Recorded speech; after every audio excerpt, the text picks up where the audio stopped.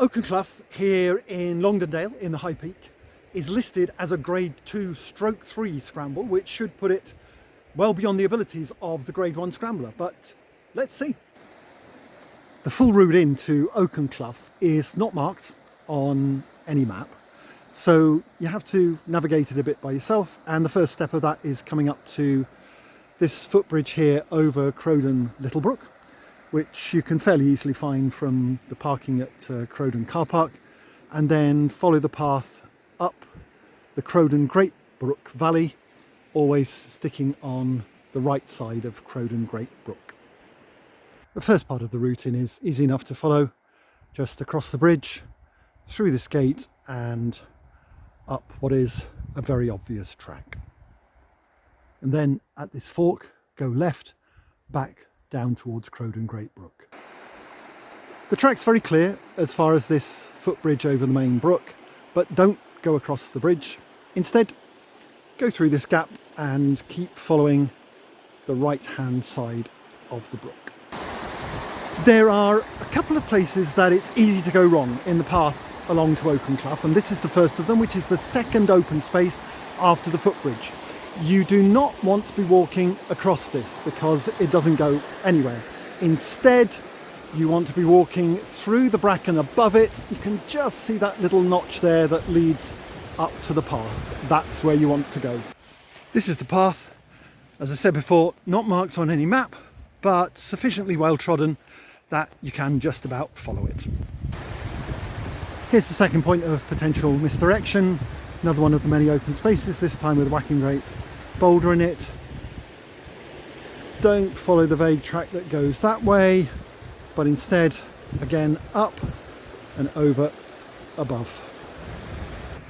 Whichever route you take to get to this point, whether it's the path that I took or more cross-country options, say on the left-hand side, you'll eventually reach this, which in other geographies we might refer to as the wide delta of Oaken Clough, and you've got to get across. There is no clear path to get across. There's no clear path up to the start of Oaken Clough, but one option is to come here to this oak tree. Then there's a fairly ready path down, and you can either follow this line here or follow the actual brook up there. Whichever one you take, it is going to be a little rough and ready getting up to what you can see are the start of Oaken Clough waterfalls.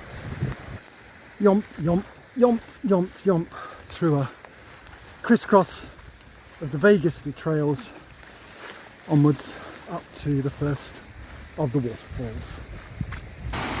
Before that first waterfall, here's a small pool and a short run of cascades that represent a decent first entry point into Oaken Clough Brook.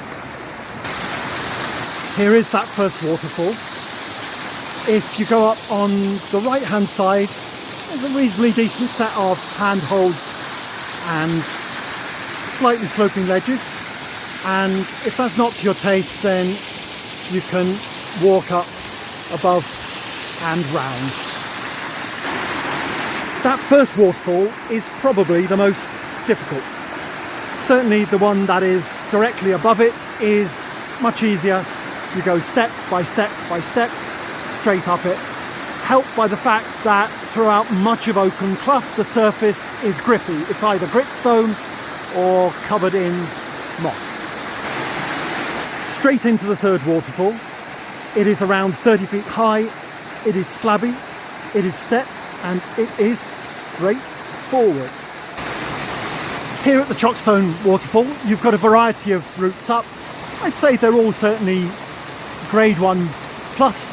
You can go up the waterfall, you can go up the rocks, you can do a mix of rocks and waterfall, or you can go up behind here and come up through one of the gaps underneath the Chockstone.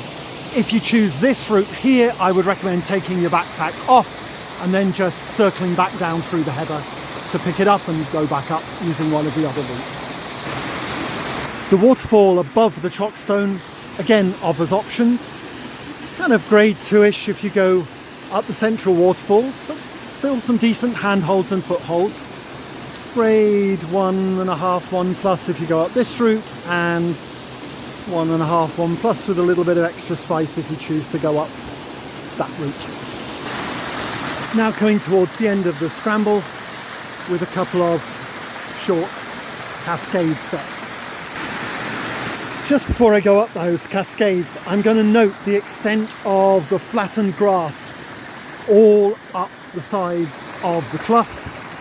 That's as a result of a storm earlier this week, and it's a reminder that if you came back after heavy rain, it would be incredible in the clough and not necessarily in a good way. Here's a sample of some of the views over the Crowden Valley to Bearholm Moss and beyond. It's a place that I love and keep coming back to because dark and brooding, reminiscent of the Scottish Highlands. And meanwhile behind me is the final basic grade 1 waterfall. This is the typical endpoint of the Oaken Clough Scramble, where the clough meets the Pennine Way. You can carry on further up the brook, but the gradient becomes much shallower. There is no path and there are no scrambles, with one questionable exception. Here is that one exception, waterfall that's about 12 feet high. It's at least, I'd say, a grade 2 scramble. Perhaps more important than that, you're going to make a right mess of the vegetation if you go up it, so I'm giving it a miss. I hesitate to argue with the scrambles in the dark peak, but was Oaken Clough really a grade 2 scramble? Yes, I guess it was in some parts, but overall I didn't feel out of my grade 1 league. Certainly didn't feel a need for any ropes, not even a need for a climbing helmet. Sure, it is demanding and it is tricky in some places, but it is also a compact and sustained scramble with fall after fall and pitch after pitch to keep you constantly absorbed. I'm going to rate it at least an 8 out of 10, and I really like it, which might explain why I've scrambled it 3 times in the past fortnight. The ratio of scramble to walk in and out from Crowden Car Park isn't as bad as it might appear on this map. Maybe a 1:3 ratio in terms of time, but definitely worth it because of the scramble's quality and because it's well under an hour to walk each way. Further details are given in the text description underneath the video.